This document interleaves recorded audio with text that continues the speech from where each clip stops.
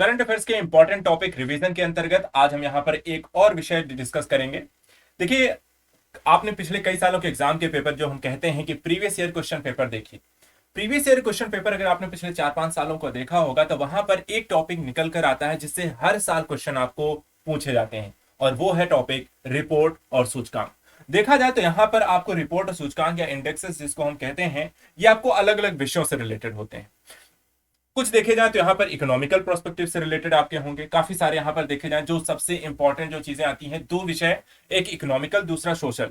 Social indexes काफी सारे हैं, काफी सारे विषयों को लेकर, जैसे कि शिक्षा से रिलेटेड हो सकता है, पॉवर्टी से रिलेटेड हो सकता है, एजुकेशनल प्रोग्रेस को लेकर के हो सकता है। उसी तरह इकोनॉमिकल पर्पज से देखा जाए तो इकोनॉमिकल ग्रोथ को लेकर हो गई, जीडीपी हो गई, देशों की आर्थिक स्थिति हो गई, आय को लेकर हो गया। तो इस तरह के आपको रिपोर्ट्स देखने को मिलते हैं। साथ ही साथ देखा जाए तो रिपोर्ट्स को लेकर के कुछ संगठनों से बेसिस आपको भी क्वेश्चन पूछाते हैं, क्योंकि कई सारे ऐसे संगठन हैं जो एक से ज्यादा रिपोर्ट एक साल में यहाँ पर या इंडेक्सेस जो होते हैं जारी करते रहते हैं। कई सारे रिपोर्ट आपको जलवायु परिवर्तन या कह सकते हैं कि आपको जैव विविधता रिलेटेड होते हैं, एनवायरमेंट को प्रोस्पेक्टिव को लेकर होते हैं, और कुछ मिसलेनियस के अंतर्गत देखा जाए तो आपको पॉलिटी, साइंस एंड टेक और अन्य क्षेत्रों से भी होते हैं। लेकिन तीन क्षेत्र जो सबसे ज्यादा जरूरी हैं वो है देखा जाए तो एनवायरमेंट, इकोनॉमी और सोशल इश्यूज को लेकर के आपके क्वेश्चन बनते हैं, रिपोर्ट इंडेक्सेस बनती हैं, और इसीलिए इस टॉपिक को पढ़ना नेसेसरी है। क्योंकि हर साल देखिए तो यहाँ पर आपको 2 क्वेश्चन, 3 क्वेश्चन, कभी 4 क्वेश्चन आपको इस टॉपिक से मिल ही जाते हैं। तो चलिए आज हम यहाँ पर पढ़ते हैं ऐसी ही रिपोर्ट और इंडेक्सेस जो कि विभिन्न विषयों पर यहाँ पर पिछले 1 वर्ष में जारी की गई हैं, कौन कौन से संगठनों के द्वारा जारी की गई हैं, और यहाँ पर क्या जरूरी पहलू। एक चीज और, मैं आपको पढ़ाने से पहले रिपोर्ट और इंडेक्सेस के बारे में बता दूं, यहां से क्वेश्चन किस तरीके का बनेगा। देखिए, जब भी आपको रिपोर्ट और सूचकांक के बारे में आप पढ़ोगे तो यहां पर कुछ तरीके के क्वेश्चन कॉमन होते हैं। लाइक रिपोर्ट जो जारी की गई किसके द्वारा जारी की जाती है। दूसरा, यहां पर विभिन्न देशों की स्थितियों को लेकर के क्वेश्चन हो सकती है। भारत हमेशा केंद्र बिंदु में रहता है, इसलिए किसी भी रिपोर्ट इंडेक्सेस को लेकर के अगर भारत की सूचकांक जो देखेंगे आप, वहां पर यह जरूर देखिए कि भारत की स्थिति, रैंकिंग क्या आई है, क्या डिफरेंसेस रहे हैं। रिपोर्टों के अंतर्गत किस विषय को आधार बना के क्वेश्चन पूछा गया या थीम क्या रही है उस रिपोर्ट की, उसको लेकर भी आपको टॉपिक बन जाता है। तो ये 4 से 5 चीजें आपको रिपोर्ट या सूचकांक जब भी आप पढ़े तो उनमें आप वहां पर ध्यान रखने की जरूरत होती है। और इसीलिए जो हम यहाँ पर आज के इस वीडियो में रिपोर्ट और सूचकांक को पढ़ेंगे, इन्हीं टॉपिक्स को बेस बनाकर पढ़ने वाले हैं। अर्थात जो क्वेश्चन आपसे पूछा जा सकता है उन क्वेश्चंस को ही हम अपने रिपोर्ट और सूचकांक में पढ़ेंगे। और बहुत सारी जारी की जाती है। देखिए, एक साल में अगर आप देखोगे तो ऐसे हो सकता है आपको 50 से 100 रिपोर्ट सूचकांक आपको देखने को मिल जाए, लेकिन नेसेसरी यहां पर है कि हमें यह पता होना चाहिए कि कौन सी चीजें ज्यादा इंपॉर्टेंट हो सकती हैं या किसके पूछे जाने के चांसेस ज्यादा है। तो चलिए देखते हैं ऐसे ही कुछ रिपोर्ट और सूचकांक जो पिछले 1 वर्ष में काफी इंपॉर्टेंट रही हैं और परीक्षा में इनके पूछे जाने के चांसेस ज्यादा है। चलिए पहला यहां पर देखते हैं। पहला है रूल ऑफ लॉ इंडेक्स। देखिए, ये विश्व बैंक के द्वारा जारी की जाती है। Ease of doing business ranking में सुधार के संदर्भ में सरकार के द्वारा ध्यान में रखते हुए रूल ऑफ लॉ इंडेक्स में बेहतर स्कोर प्राप्त करने पर यह आधारित है। देखिए, सूचकांक को वर्ल्ड जस्टिस प्रोजेक्ट प्रकाशित करता है। ध्यान रखिएगा, रूल ऑफ लॉ इंडेक्स कौन प्रकाशित करता है, तो पहली चीज वर्ल्ड जस्टिस प्रोजेक्ट जारी करता है। यह अमेरिका स्थित एक नागरिक समाज समूह है, ठीक है, एक तरीके का एनजीओ भी है। 2022 के रूल ऑफ इंडेक्स में भारत का जो स्थान है वो देखिए क्या है, 140 देशों को टोटल यहाँ पर इस इंडेक्स में स्थान दिया गया है, जिसमें भारत का रैंकिंग जो है 77 है, 77वां स्थान यहाँ पर भारत का दिया गया है। और ये रूल ऑफ कोई भी जो रैंकिंग या सूचकांक जारी की जाती है, हमेशा उसके आधार कुछ होते हैं, कुछ विषय होते हैं, कुछ मानक होते हैं। और यहाँ पर अगर देखें तो यहाँ पे 8 कारकों को आधार बताया गया है, जिसमें है सरकारी शक्तियों के उपयोग में बाधा, भ्रष्टाचार में अनुपस्थिति, सरकार का खुला स्वरूप, मौलिक अधिकार, कानून व्यवस्था और सुरक्षा, विनियामक प्रवर्तन, नागरिक न्याय और आपराधिक न्याय। तो यहां पर पहला इंडेक्स हमारा है रूल ऑफ लॉ इंडेक्स। दूसरा देखिए, विश्व बैंक, आईएमएफ जैसी संस्थाएं जो होती हैं, काफी सारी रिपोर्ट और इंडेक्सेस साल भर में जारी करती हैं। जैसे एक लगातार जो एक पूछे जाने वाले टॉपिक्स में अगर हम देखें तो एक है इनका ग्लोबल इकोनॉमिक प्रोस्पेक्टिव्स रिपोर्ट। ये देखा जाए तो विश्व बैंक की एक प्रमुख रिपोर्ट मानी जाती है इसे, जो कि आधारित होती है वैश्विक आर्थिक विकास और संभावनाओं के संदर्भ में। इस रिपोर्ट में देखा जाए तो आपको बाजारों और विकासशील अर्थव्यवस्थाओं में विशेष ध्यान यहां पर दिया जाता है। और हर साल अगर देखा जाए तो विश्व बैंक की यह रिपोर्ट वर्ष में 2 बार इसलिए प्रकाशित की जाती है।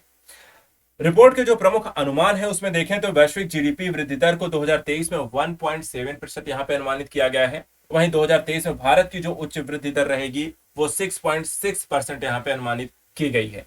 आर्थिक स्लोडाउन के कारण उच्च मुद्रास्फीति, अधिक ब्याज दरें, कम निवेश, रूस यूक्रेन युद्ध के कारण यहाँ पर देखा जाए तो आपको जो जीडीपी की ग्रोथ रेट है, वैश्विक स्थिति में गिरावट है, वो यहाँ पर ये प्रमुख कारण है उसके ये बताया गया इस रिपोर्ट में। इसके अलावा देखा जाए तो यहाँ पर यह भी कहा गया है कि 1.5 मिलियन या उससे कम आबादी वाले छोटे देश अधिक संकट का सामना कर सकते हैं। और इसके भी यहाँ पर देखे जाए तो मुख्य कारण जो है, एक है कि इन देशों की जो बाह्य व्यापार की वित्त पोषण पर निर्भरता एक तो देखने को मिल रही है। दूसरा, इनकी आर्थिक गतिविधियों में विविधीकरण की आपको कमी देखने को मिलेगी। तीसरा, यहाँ पे कर्ज का बोझ तथा चौथा यहाँ पे प्राकृतिक आपदा का खतरा लगातार इन देशों पर ज्यादा यहाँ पर बड़ा दिखाई देता है। तो ये है कि छोटे जो देश हैं वो लगातार इकोनॉमिकल पर्सपेक्टिव से आपको लगातार ज्यादा यहाँ पर परेशान हो सकते हैं, खतरा उन पर ज्यादा है, संभावना यहाँ पर उनकी आर्थिक वृद्धि की कमी है, यहाँ पर ये सारे इसके रीजन है। अगला देखिए यहाँ पे विश्व आर्थिक मंच, ये भी काफी सारी रिपोर्ट साल भर में ये जारी करते हैं। देखा जाए तो इन्होंने वैश्विक जोखिम रिपोर्ट 2023 यहाँ पर जारी की है और इसमें देखा जाए तो परसेप्शन सर्वे के आधार पर प्रतिवर्ष ये प्रकाशित की जाती है और इसके 5 प्रमुख श्रेणियां यहां पर देखी जाए तो इस रिपोर्ट में आपको रेखांकित की गई हैं, जिसमें है आर्थिक, पर्यावरणीय, भू राजनीतिक, सामाजिक और तकनीकी। ये 5 यहां पर आधार ध्यान रखिएगा, ये 5 आधार हैं इसके। रिपोर्ट के मुख्य निष्कर्ष क्या है? तो पहली चीज यहां पे देखिए, भारत के लिए शीर्ष 5 जोखिम वाली जो चीजें हैं जो बताई गई हैं। पहला है डिजिटल असमानता की एक स्थिति भारत में। दूसरा, संसाधनों के लिए भू राजनीतिक प्रतिस्पर्धा का होना। तीसरा, रहन सहन की यहाँ पे लागत का यहाँ पर लगातार जो बढ़ना या संकट, ऋण संकट की स्थिति, प्राकृतिक आपदाएं तथा लघु एवं मध्यम अवधि की चरम मौसमी घटनाएं। यहां पर देखे जाए ये 5 शीर्ष जोखिम वाली स्थिति भारत के संदर्भ में बताई गई है। इसके साथ साथ यह भी कहा गया है कि अगले 2 वर्षों में अगर आप देखेंगे तो जो सबसे बड़ा वैश्विक जोखिम होगा वो रहन सहन की लागत की स्थिति होगी। और वहीं अगले दशक में देखा जाए तो जलवायु परिवर्तन की कार्रवाई की विफलता सबसे बड़ा एक जोखिम की स्थिति भी आपको देखने को मिल सकती है। इसके अलावा कोविड-19, यूक्रेन युद्ध, आर्थिक परिणामों के कई दुष्प्रभाव भी यहाँ पे सामने आए हैं, जिसमें कहा गया है कि इनके कारण अगर हम देखें तो वर्तमान समय में आपको मुद्रास्फीति में एक वृद्धि देखने को मिलती है। मौद्रिक नीतियों का देखा जाए तो तेजी से सामान्यीकरण हुआ है, कम समृद्धि दर्ज की जा रही है और साथ ही यहाँ पे कम निवेश का दौर भी आपको शुरू हो गया है। इसके अलावा आर्टिफिशियल इंटेलिजेंसी, क्वांटम कंप्यूटिंग, जैव प्रौद्योगिकी जैसी तकनीकें असमानता एवं डिजिटल विभाजन को यहाँ पर और भी ज्यादा बढ़ाएंगी। वर्तमान में देखा जाए तो दुनिया भर में आपको जलवायु वित्त का केवल 34% हिस्सा जलवायु अनुकूलन के लिए यहाँ पे आवंटित किया जा रहा है। तो अलग अलग विषयों को जो जोखिम हो सकते हैं वर्तमान समय से लेकर भविष्य की उन्मुख की ओर की वैश्विक स्तर पर देखा जाए या भारत के स्तर पर भी, तो यहाँ पर ये 5 प्रमुख क्षेत्र हैं जहां पर आपको जोखिम देखने को मिल सकता है, लोगों के संदर्भ से, अर्थव्यवस्था के संदर्भ से, उनके रहन सहन की स्थिति के आधार पर। चलिए, लगातार देखा जाए एक जो रिपोर्ट आपको एग्जाम में पूछी जाती है वो शिक्षा पर आधारित एक इंपॉर्टेंट रिपोर्ट है, वो है असर। ये काफी बार यहाँ पर एग्जाम में इसको लेकर क्वेश्चन पूछे गए हैं। तो शिक्षा की वार्षिक स्थिति रिपोर्ट, जिसको हम असर कहते हैं, 2022 यहाँ पर जारी की गई है। इसे जारी करने वाला देखा जाए तो एनजीओ है प्रथम, वो इसे हर साल यहाँ पे जारी करती है और शिक्षा की वार्षिक स्थिति रिपोर्ट यानी कि असर 2022 के नाम से हम इसे जानते हैं। असर देखा जाए तो नागरिकों के नेतृत्व में आयोजित एक वार्षिक पारिवारिक यहाँ पे सर्वेक्षण है और असर 2022 जो वर्ष 2018 के बाद से पहला फील्ड आधारित यहाँ पर देखा जाए तो बेसिक राष्ट्रव्यापी असर है। तो यहाँ पर देखा जाए 2018 के बाद इन्होंने पहला बेसिक या फील्ड के लेवल पे जाके यहाँ पर चीजों को इन्होंने कलेक्ट किया है, क्योंकि कोविड-19 के दौर में देखा जाए तो यहाँ पर डिजिटलीकृत आधार पर ही डेटा को कलेक्ट किया जा रहा था। अब यहाँ पे देखिए जो मुख्य निष्कर्ष है इस रिपोर्ट में, यहाँ पे कई सारे टॉपिक्स को लेकर उन्होंने अपनी रिपोर्ट्स जारी की है। जैसे उन्होंने बताया है कि जो मापदंड यहाँ पर हैं और ये रुझान यहाँ पे प्रदर्शित किए गए हैं। तो देखिए 6 से 14 आयु वर्ग में कुल नामांकन की जो स्थिति उसमें वृद्धि दिखाई दी है, जो बढ़कर देखा जाए तो 98.4% यहाँ पर पहुंच गई है। दूसरी तरफ 15 से 16 वर्ष की लड़कियों का अनुपात जिनका कहीं नामांकन नहीं हुआ है उसमें आपको गिरावट देखने को मिली है, जो कि 7.5% हो गया है। इसी तरीके से देखा जाए तो पहली से 7वीं कक्षा तक के बच्चे जो शुल्क वाली प्राइवेट ट्यूशन क्लास ले रहे हैं वहां पर वृद्धि देखने को मिली है 30.5%। उसी तरीके से कक्षा 3 के विद्यार्थियों की जो पढ़ने की क्षमता है वो यहाँ पर आपको कम है, 20.5% यहाँ पर देखा जाए तो गिरावट है। कक्षा 3 के विद्यार्थियों की अंकगणित की क्षमता भी यहाँ पर आपको कम है, 25.9% यहाँ पर देखिए इसमें भी गिरावट दर्ज की गई है। इसके अलावा शिक्षक की औसत उपस्थिति यहाँ पर 87.1% बड़ी दिखाई दे रही है। विद्यालय जिनमें पेयजल की उपलब्ध है 76% ऐसे विद्यालय हैं, और साथ ही विद्यालय जहां छात्राओं के उपयोग हेतु शौचालय मौजूद है वहां पर 68.4% ऐसे विद्यालय हैं। तो यहाँ पर देखा जाए तो ये रुझान बताए गए हैं इस रिपोर्ट के माध्यम से, अलग अलग विषयों को लेकर के जो स्थितियां यहाँ पर दर्ज की गई हैं वो इस रिपोर्ट में यहाँ पर आपको देखने को मिलता है। तो रिपोर्ट को ध्यान रखिए क्योंकि ये एक इंपॉर्टेंट है, काफी सारे क्वेश्चन यहाँ पर आपको बनते हैं, या आपको हर दूसरे वर्ष या हर वर्ष कई बार यहाँ पर ये रिपोर्ट भी आपको इंपॉर्टेंट हो जाती है। चलिए देखते हैं, अगला है यहाँ पे ग्लोबल क्वालिटी इंफ्रास्ट्रक्चर इंडेक्स 2021। ये देखिए भारत की यहाँ पर देखा जाए कि प्रत्यायन प्रणाली को यहाँ पर इस रिपोर्ट या इंडेक्स में आपको देखा जाए तो 5वां स्थान यहाँ पे दिया गया है, और जो कि यहाँ पे GQII अर्थात यहाँ पर आपका ग्लोबल क्वालिटी इंफ्रास्ट्रक्चर इंडेक्स में एक तरीके के ये जो प्रोग्राम है वो गुणवत्ता अवसंरचना पर अनुसंधान और डेटा के प्रसार की एक पहल के रूप में इसे देखा जाता है। यह जर्मनी में स्थिति फिजिकालिस्ट टेक्निश बुंडेसन स्टाल्ट और जर्मनी की federal ministry for economic cooperation and development के द्वारा समर्थित यहाँ पर आपको एक पहल के रूप में इसे देखा जाता है। GQII 2021 में देखा जाए तो 184 देशों को उनके क्वालिटी इंफ्रास्ट्रक्चर के आधार पर रैंक प्रदान की गई है, और देखा जाए तो GQII में भारत की QI जो समग्र रैंकिंग है वो 10 है। जर्मनी इसमें पहले स्थान पर है, चीन और संयुक्त राज्य अमेरिका देखा जाए तो क्रमशः दूसरे और तीसरे स्थान पर इसमें देखे गए। साथ ही यहाँ पर देखा जाए तो देशों की समग्र रैंकिंग जो है मेट्रोलॉजी अर्थात माप पद्धति, मानकीकरण और प्रत्यायन मानदंडों में उनकी सब रैंकिंग पर यहाँ पर निर्भर करती है। तो ध्यान रखिएगा रैंकिंग किसके द्वारा जारी की गई और किस विषय पर आपको आधारित है। हमेशा रिपोर्ट और सूचकांक में ये 3 पहलू आपको जरूर ध्यान रखनी है। अगला देखिए एक और रिपोर्ट यहाँ पर आपको देखने को मिलती है, जलवायु परिवर्तन और खाद्य प्रणालियों पर वैश्विक खाद्य नीति रिपोर्ट 2022। देखा जाए तो इसे जारी करता है IFPR, और रिपोर्ट के जो प्रमुख निष्कर्ष हैं जैसा कि पहला कहा गया कि वर्ष 2030 तक अगर हम देखें तो भारत का जो खाद्य उत्पादन है 16% तक कम हो सकता है। साथ ही भुखमरी से पीड़ित लोगों की संख्या में देखा जाए तो 23% की यहाँ पर वृद्धि हो सकती है। जलवायु परिवर्तन के संदर्भ में देखा जाए तो वैश्विक खाद्य उत्पादन में वर्ष 2010 के स्तर की तुलना में वर्ष 2050 तक लगभग 60% तक यहाँ पर बढ़ जाएगा। इसके अतिरिक्त वैश्विक स्तर पर देखा जाए तो 7 करोड़ से अधिक लोगों पर भूखमरी का खतरा होगा। इनमें 2.8 करोड़ से अधिक लोग पूर्वी और दक्षिणी अफ्रीका में यहाँ पर होंगे, जो सबसे ज्यादा खतरे वाला क्षेत्र होगा। इसके अलावा वर्ष 2030 तक अगर हम देखें तो दक्षिण एशिया में पश्चिम मध्य अफ्रीका में मांस का उत्पादन दोगुना था, वर्ष 2050 तक यहाँ पर 3 गुना होने का यहाँ पर अनुमान जताया गया है। अगला देखिए यहाँ पे भारत में प्रवास 2020-21 की रिपोर्ट के अनुसार, इस रिपोर्ट को यहाँ पर जारी किया गया है सांख्यिकी और कार्यक्रम कार्यान्वयन मंत्रालय के द्वारा। रिपोर्ट के मुख्य निष्कर्षों में देखें तो यहाँ पे अखिल भारतीय प्रवास दर जो है वो 28.9% यहाँ पर बताई गई है, जिसमें ग्रामीण और शहरी क्षेत्रों में प्रवास दर को क्रमशः 26.5 और 34.9% यहाँ पर थी। पुरुषों की तुलना में महिलाओं में प्रवास दर अधिक दर्ज की गई है। महिलाओं में देखा जाए तो विवाह के लिए प्रवास दर का उच्चतम स्तर 86.8% यहाँ पर देखा गया। वहीं महामारी के दौरान रिवर्स माइग्रेशन के कारण ग्रामीण क्षेत्रों में उच्च बेरोजगारी दर देखी गई, और इसने ग्रामीण संकट को यहाँ पर आपको जन्म दिया है, क्योंकि लोगों का काफी बड़ी संख्या में शहरों से ग्रामीण क्षेत्रों की ओर पलायन हुआ है। ग्रामीण क्षेत्रों में रोजगार के अवसर कम है, और इसके कारण वहां पर देखे जाए तो बेरोजगारी की स्थिति और भी ज्यादा बढ़ी है। अगला यहाँ पर है वैश्विक लैंगिक अंतराल रिपोर्ट 2022।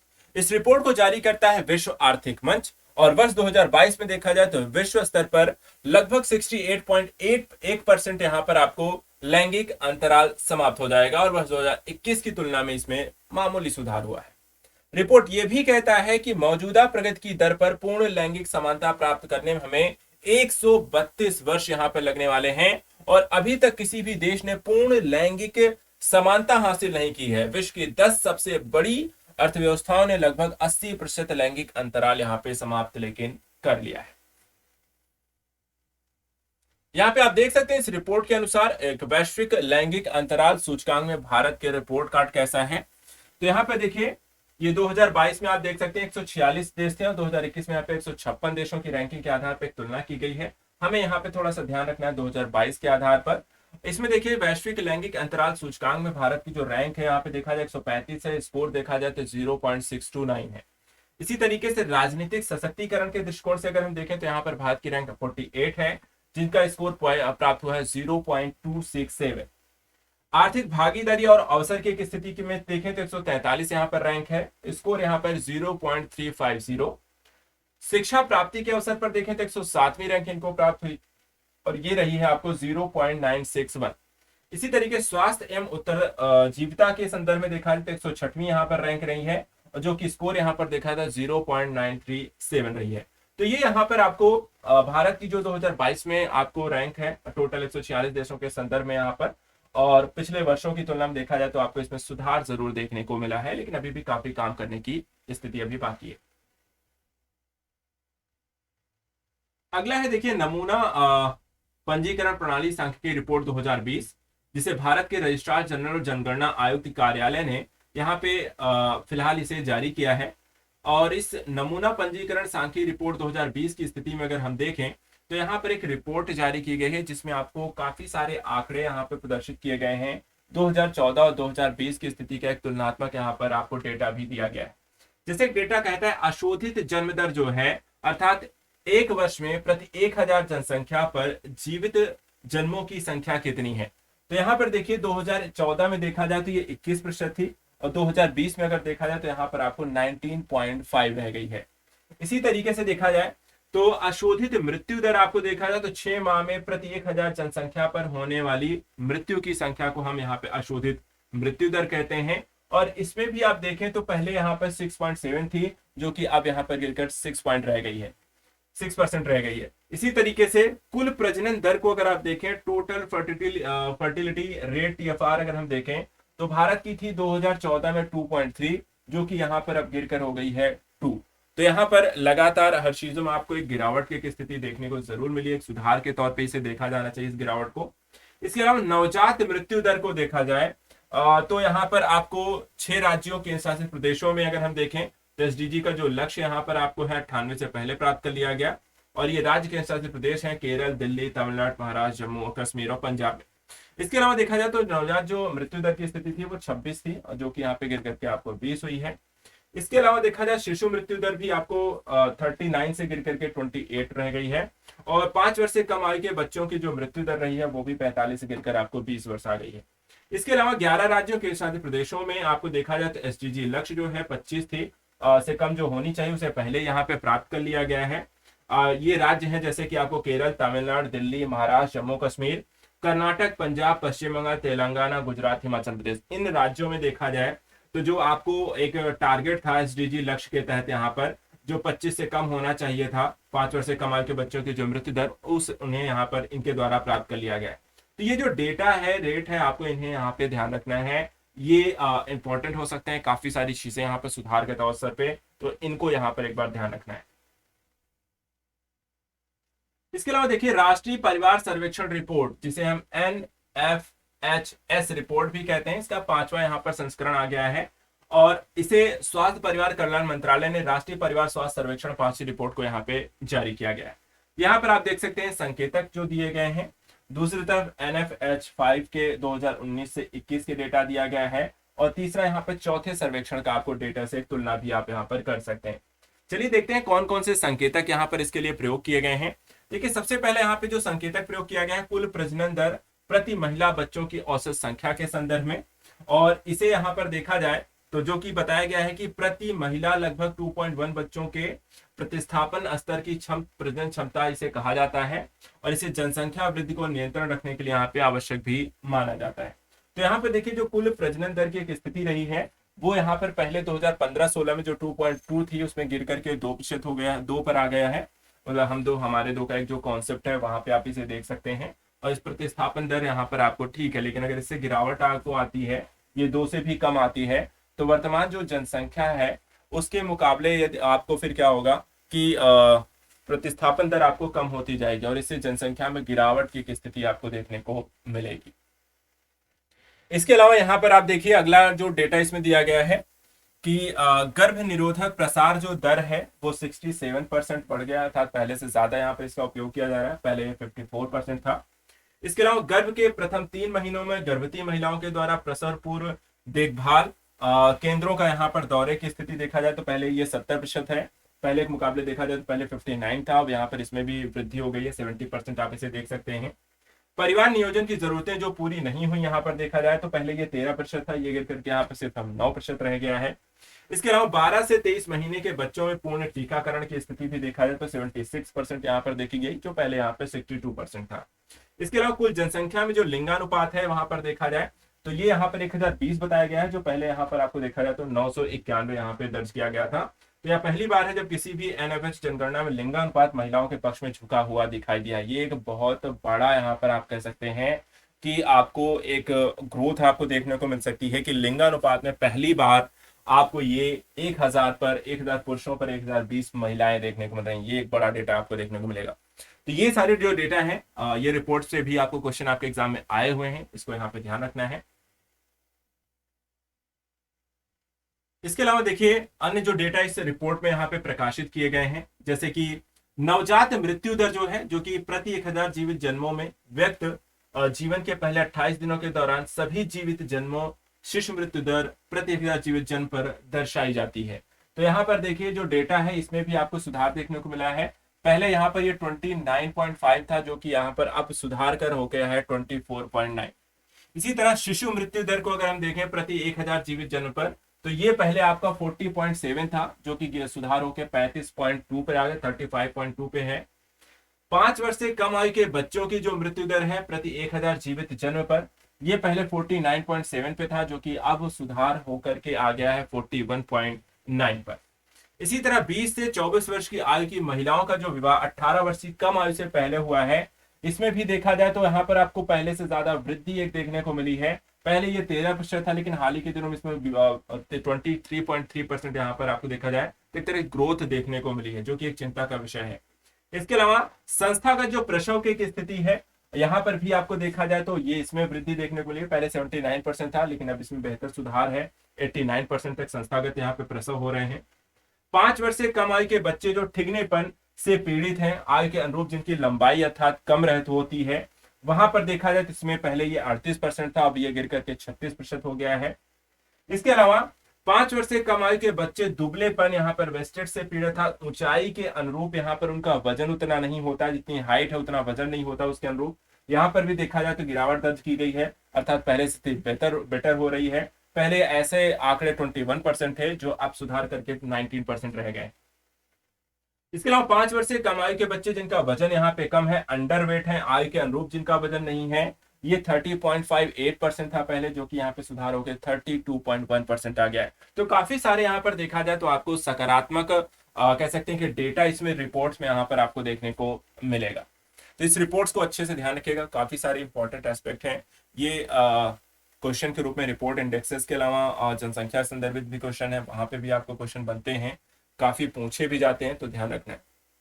चलिए अगला यहाँ पर है वैश्विक नवाचार सूचकांक। देखिए भारत को वैश्विक नवाचार सूचकांक में देखा जाए तो 2022 में 40वां स्थान प्राप्त हुआ, और इससे पहले 2021 में भारत का यहाँ पे 46वां स्थान था। तो भारत लगातार नवाचार के क्षेत्र में प्रगति करता हुआ दिखाई दे रहा है। नवाचार देखा जाए जो इनपुट है या उप सूचकांक है, जिनके आधार पर यह रैंकिंग जारी की जाती है, जैसे संस्थागत स्तर पे, जिसमें राजनीतिक माहौल, विनियामकी माहौल और पारिवारिक माहौल, व्यापारिक माहौल देखा जाता है। दूसरा यहाँ पे मानव पूंजी और अनुसंधान के दृष्टिकोण से देखा जाए, जिसमें शिक्षा, तृतीयक अनुसंधान एवं विकास की स्थिति R&D को देखा जाता है। अवसंरचना के क्षेत्र में सूचना संचार प्रौद्योगिकी, सामान्य अवसंरचना और परिस्थिति संधारणता को चेक किया जाता है। और बाजार तंत्र के अंतर्गत देखा जाए तो ऋण, निवेश, व्यापार विविधीकरण और बाजार के स्तर को चेक किया जाता है। उसी तरीके से व्यापार तंत्र में कुशल कर्मी, नवाचार लिंकेज, ज्ञान का समावेश, ये यहाँ पर देखे जाए तो नवाचार इनपुट के उप सूचकांक के स्तर है। इसी तरीके से कुछ आउटपुट उप सूचकांक भी शामिल किए जाते हैं, जैसे कि यहाँ पे आउटपुट के अंतर्गत है ज्ञान प्रौद्योगिकी, इसमें देखा जाए तो ज्ञान सृजन, ज्ञान प्रभाव, ज्ञान प्रसार को शामिल किया जाता है। उसी तरीके से क्रिएटिव आउटपुट के अंतर्गत इसमें अमूर्त संपत्ति, रचनात्मक वस्तुएं एवं सेवाएं, ऑनलाइन रचनात्मकता, ये सारी वस्तुएं शामिल की गई हैं। आइए देखते हैं कि यहाँ पर इस बार के सूचकांक में क्या प्रमुख रहा। सबसे पहले देखा जाए तो इस साल की जो थीम रही 2022 की, वो था नवाचार संचालित विकास का भविष्य क्या है। ये थीम यहाँ पे ध्यान रखें, कई बार इस तरह की थीम आपके क्वेश्चन के रूप में बनती हैं। दूसरा, इसके परिणाम क्या रहे इस रिपोर्ट में, तो देखा जाए जैसा कि अभी हमने देखा कि 2 उप सूचकांक, एक आउटपुट एक इनपुट यहाँ पे शामिल किया गया और इसके आधार पर 132 देशों को नवाचार प्रदर्शन के लिए यहाँ पर रैंकिंग प्रदान की गई। इनमें इनोवेशन इनपुट सब इंडेक्स और इनोवेशन आउटपुट सब इंडेक्स यहाँ पर है, जिसमें GII 2022 के शीर्ष 5 देश जो है वो है स्विट्जरलैंड, संयुक्त राज्य अमेरिका, स्वीडन, यूनाइटेड किंगडम और नीदरलैंड। ये टॉप 5 यहाँ पर रैंकिंग इनको प्रदान की गई है। भारत का जैसा कि स्थान यहाँ पे 40वां दर्ज किया गया है। 2015 से भारत की रैंकिंग में 41 स्थानों का सुधार हो चुका है और क्षेत्र और आय समूह के आधार पर भारत मध्य एवं दक्षिणी एशिया में निम्न एवं मध्यम आय वाले देशों में यहाँ पर शीर्ष पर आपको शामिल है। भारत देखा जाए तो GII के भीतर ICT 75 सेवा निर्यात संकेतक में पहले स्थान पर यहाँ पर बना हुआ है और GII के भीतर अन्य संकेतकों के आधार पर भारत की स्थिति जो है वो भी यहाँ पर आपको बेटर होती हुई दिखाई दे रही है। जैसे कि पहला यहाँ पर है मात्रा के आधार पर उद्यम पूंजी प्राप्तकर्ताओं में भारत की रैंकिंग 6ठी रैंक है। स्टार्टअप्स और स्केलअप के वित्त के मामले में 8वीं रैंक है। विज्ञान और इंजीनियरिंग में स्नातक के मामले में 11वीं रैंक है। श्रम उत्पादकता में वृद्धि के मामले में 12वीं रैंक और घरेलू उद्योग के विविधीकरण के मामले में 14वीं रैंक है। इसके अलावा भारत से बेंगलुरु, दिल्ली, मुंबई, चेन्नई दुनिया के सबसे बड़े शीर्ष 100 विज्ञान और प्रौद्योगिकी क्लस्टर्स में भी यहाँ पर आपको शामिल क्षेत्र है।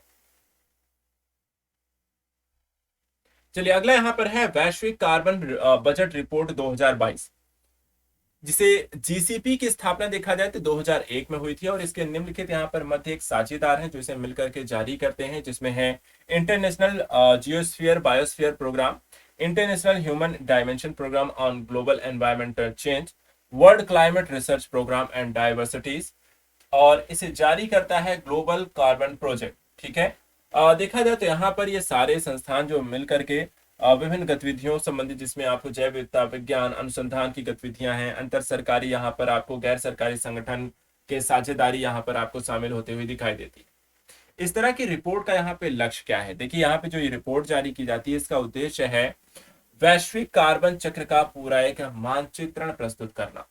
और इस रिपोर्ट की देखा जाए जो प्रमुख आपको निष्कर्ष हैं, जैसे कि इस रिपोर्ट में बताया गया है कि जो वैश्विक कार्बन डाइऑक्साइड की सांद्रता है वो करीब 417.2 पार्ट्स पर मिलियन के रिकॉर्ड स्तर पर यहाँ पर ऑलरेडी पहुंच चुकी है। इसके साथ साथ वर्तमान में अगर आप देखें तो वायुमंडलीय कार्बन डाइऑक्साइड सांद्रता औद्योगिकरण के युग से पूर्व स्तरों में यहाँ पर देखा जाए तो 51% की यहाँ पर आपको अधिक, यहाँ पर पूर्व स्तरों से 51% अधिक दर्ज की गई है।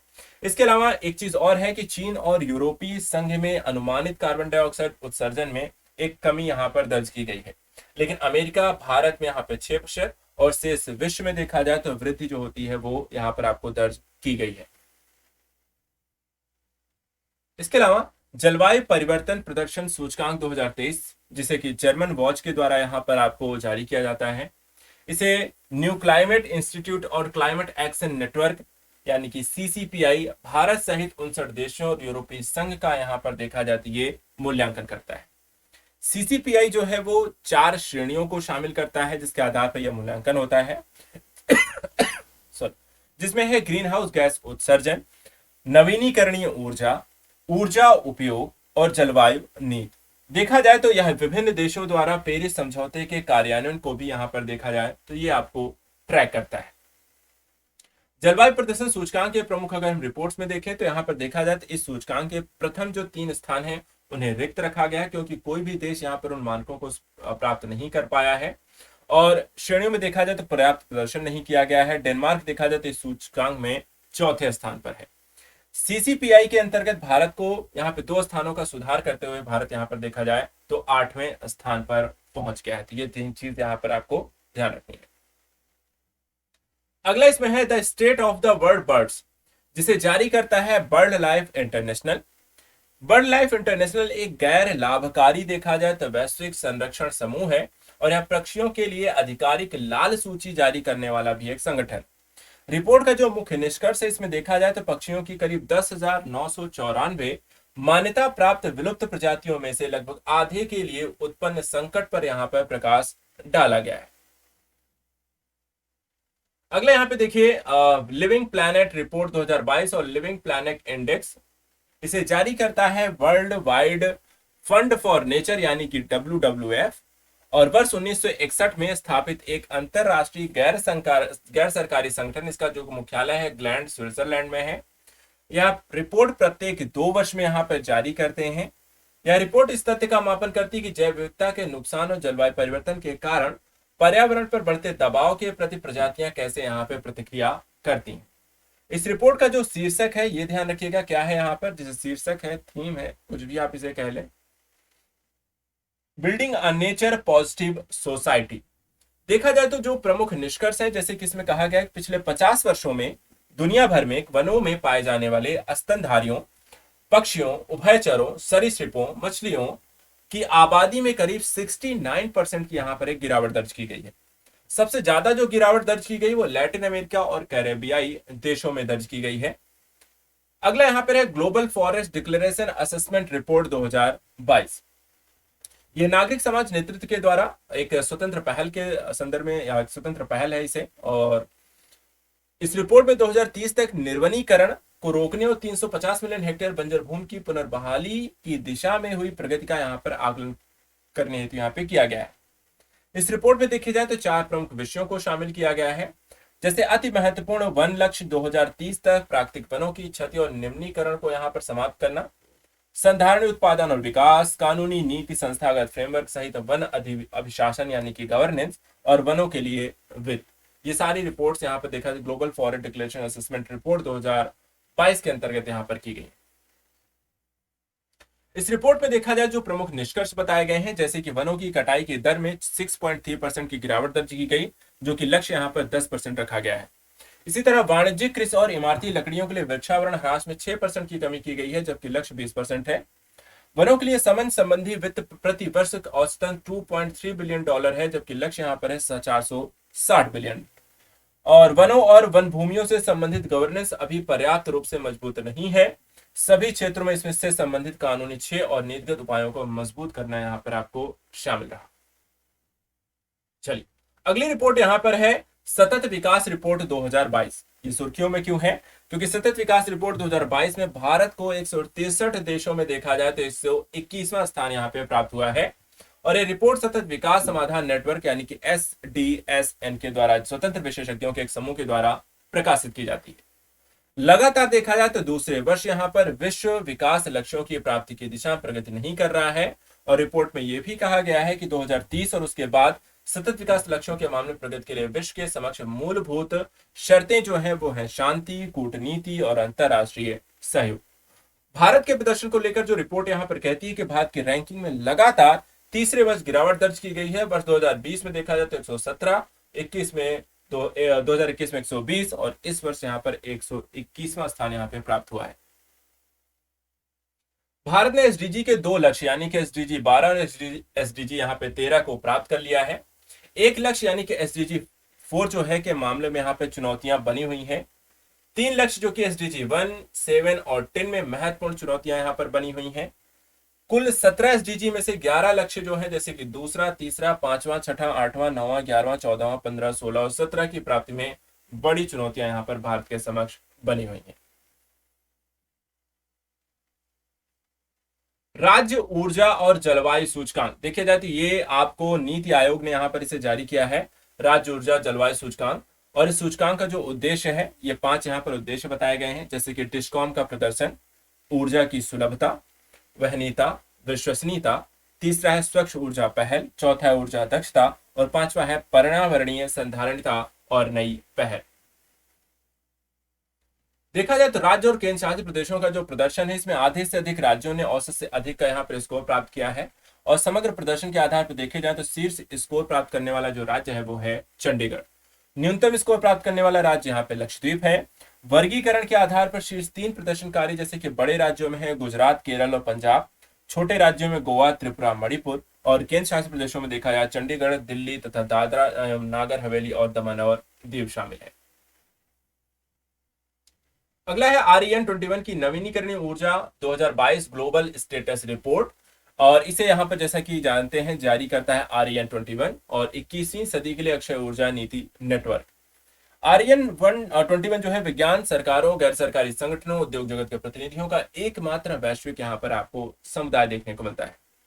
भारत संबंधी जो निष्कर्ष में आपको देखने को मिलेंगे, जैसे कि भारत ने 2021 में लगभग 15.4 गीगावाट नवीनीकरण ऊर्जा क्षमता जोड़ी है और इसी वर्ष चीन ने 136 गीगावाट और अमेरिका ने 43 गीगावाट नवीकरणीय ऊर्जा क्षमता यहाँ पर स्थापित की है।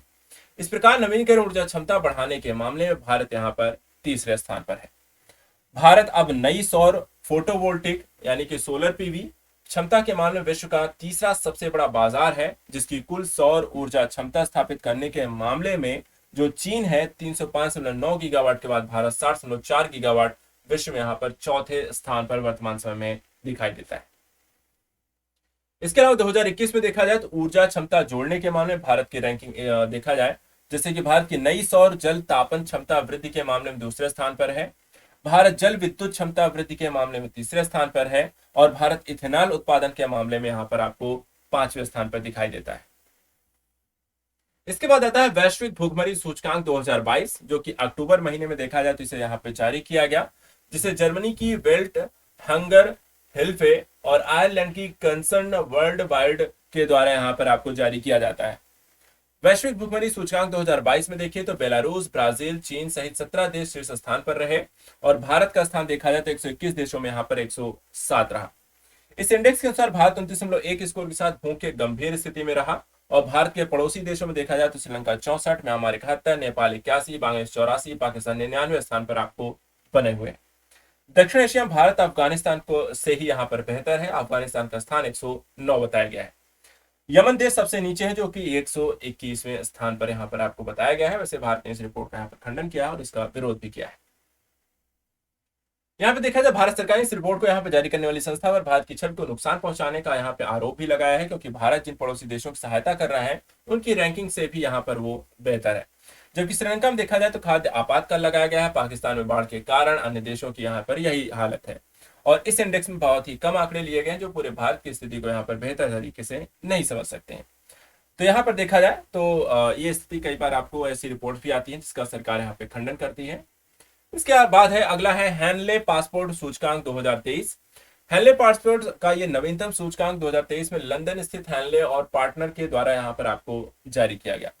हैनले पासपोर्ट रिपोर्ट इंडेक्स 2023 में जापान 193 अंकों के साथ शीर्ष पर है, दूसरे स्थान पर सिंगापुर और दक्षिण कोरिया यहाँ पे संयुक्त रूप से।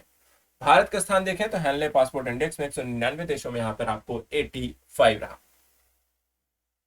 अफगानिस्तान के स्थान सबसे नीचे रहा 109, भारत के पड़ोसी देशों पाकिस्तान 106, नेपाल 103, बांग्लादेश 101, श्रीलंका 100, चीन के यहाँ पर देखा जाए तो 68वां स्थान रहा।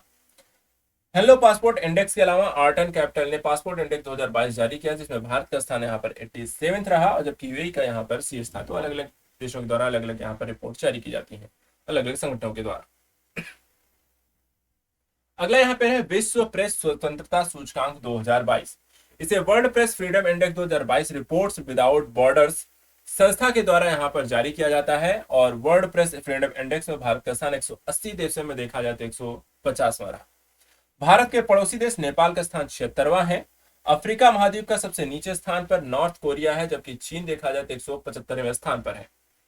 विश्व प्रेस स्वतंत्रता सूचकांक में शीर्ष 3 देशों में आपके नॉर्वे, डेनमार्क और स्वीडन है। अगला है ग्लोबल पेंशन सूचकांक, जारी करता है मर्सर सीएफए इंस्टीट्यूट। कुल देश है 44, प्रथम स्थान आइसलैंड का है और भारत का स्थान यहाँ पर आपको 41वां है। इसी तरीके से कानून और व्यवस्था सूचकांक 2022 जो है इसे जारी करता है गैलप। कुल देशों की संख्या देखा जाए तो इस रिपोर्ट में आपको 121 रही है। प्रथम स्थान प्राप्त हुआ है सिंगापुर का, जिसका स्कोर रहा है 96। अंतिम देश देखा जाए जिसकी रैंकिंग रही है वो अफगानिस्तान का है, जिनको टोटल स्कोर मिला है 51। और वहीं भारत की रैंकिंग की बात करें तो यहाँ पर 80 स्कोर यहाँ पर आपको इनको प्राप्त हुआ है। इसके बाद देखिए पोषण अभियान योजना रिपोर्ट 2022 जिसकी जारी करता है यहाँ पर नीति आयोग। बड़े राज्यों की श्रेणी में देखा जाए तो प्रथम स्थान है महाराष्ट्र, आंध्र प्रदेश और गुजरात का है। प्रथम स्थान छोटे राज्यों में सिक्किम का है और प्रथम स्थान केंद्र शासित प्रदेश में देखें दादरा एवं नगर हवेली तथा दमन एवं दीव का है। ये छोटी छोटी रिपोर्ट है और मेन एस्पेक्ट को ही हम यहाँ पर डिस्कस कर रहे हैं। ऐसा ही एक रिपोर्ट आई है world airport traffic data set को लेकर के, जिसे जारी करता है एयरपोर्ट काउंसिल इंटरनेशनल। कुल 180 देशों को यहाँ पर इसमें शामिल किया गया, जिनके 2600 हवाई अड्डों का यहाँ पे आकलन किया गया है। प्रथम स्थान जो प्राप्त हुआ है वो है हर्ट्सफील्ड जैक्सन अटलांटा अंतरराष्ट्रीय हवाई अड्डा, अमेरिका को प्राप्त हुआ है। वहीं भारत का स्थान इसमें देखा जाए 13वां रहा, जो कि इंदिरा गांधी एयरपोर्ट आपको इसमें शामिल किया गया, उसे 13वां स्थान इसमें दिया गया है। राष्ट्रीय खाद्य सुरक्षा सूचकांक 2022 से केंद्र सरकार के द्वारा जारी किया गया, इसका यह पहला संस्करण है और कुल राज्य और केंद्र शासित प्रदेशों को इसमें यहाँ पर आपको शामिल किया गया, वो 20 है। इसमें प्रथम स्थान ओडिशा का है, अंतिम स्थान गोवा का है और राजस्थान का स्थान यहाँ पे देखा जाए तो आपको 15वां। इसके अलावा विश्व प्रसन्नता रिपोर्ट 2022 यहाँ पर आप देख सकते हैं, इसे जारी करता है संयुक्त राष्ट्र सतत विकास समाधान नेटवर्क। इस संस्करण यहाँ पे देखा है 10वां संस्करण इस रिपोर्ट के संदर्भ में। कुल देश इसमें देखे जाए तो 146 शामिल हैं और प्रथम जो स्थान यहाँ पर मिला है वो फिनलैंड को मिला है। अंतिम स्थान आपको अफगानिस्तान को मिला है और भारत का जो स्थान है यहाँ पर 136वां है। डेमोक्रेसी रिपोर्ट, जिसे वी डेम इंस्टीट्यूट स्वीडन के द्वारा यहाँ पर जारी की जाती है, कुल देश देखा जाए तो यहाँ पर 179 है। प्रथम स्थान आपको स्वीडन को मिला है, जबकि अंतिम स्थान आपको इरिट्रिया को मिला है। वहीं भारत के स्थान की हम बात करें तो उनका रैंक रही है 93। और लास्ट जो रिपोर्ट यहां पर है अंतरराष्ट्रीय बौद्धिक संपदा सूचकांक 2022, इसे यूएस चैम्बर ऑफ कॉमर्स के ग्लोबल इनोवेशन पॉलिसी सेंटर के द्वारा यहां पर इसे जारी किया जाता है। ये यहां पर इसका 10वां संस्करण है। कुल देशों की देखा जाए तो 55 यहां पर आपको इसमें शामिल है। प्रथम अमेरिका को और अंतिम स्थान यहां पर वेनेजुएला को मिला है। वहीं अगर भारत की बात करें तो यहां पर उनको 43वां स्थान मिला है। देखिए ये प्रमुख रिपोर्ट और सूचकांकों को हमने इसमें यहाँ पर पढ़ लिया है। एक चीज आपने आपको और यहाँ पर आपको बता दूं, आप उत्तर प्रदेश स्पेशल की जो सीरीज यहाँ पर राज्य विशेष उत्तर प्रदेश विशेष को लेकर हम करंट अफेयर पढ़ा रहे हैं, उसको भी जरूर देखते चलिएगा। पूरी अगर आप रिपोर्ट देखें उसमें कई सारी इंडियन बेस्ड, जो इंडिया के सभी राज्यों का एक रैंकिंग यहाँ पर अलग अलग विषयों पर जारी की जा रही है, उसमें आपको कई सारे रिपोर्ट और सूचकांक भी देखने को मिलेंगे। यहाँ पर मोस्टली आपको देखा जाए तो आपको वर्ल्ड लेवल की यहाँ पर रैंकिंग और रिपोर्ट्स को जारी किया गया है, जबकि उत्तर प्रदेश विशेष में आप देखेंगे तो इंडिया बेस्ड आपको जितनी भी रैंकिंग रिपोर्ट जारी की जा रही हैं वो इसमें आपको काफी सारी इंपॉर्टेंट मिल जाएंगी। तो उस सीरीज को भी जरूर यहाँ पे देखते चलिएगा। तो आज के लिए यहाँ पर इतना ही। नेक्स्ट वीडियो में ऐसे एक और इंपॉर्टेंट टॉपिक को लेकर हम डिस्कस करेंगे। आप सभी मेरे साथ यहाँ पे जुड़े रहिए रेगुलर रूप से और वीडियो को देखते जरूर रहिए। आज के लिए इतना ही। Thank you so much and good luck.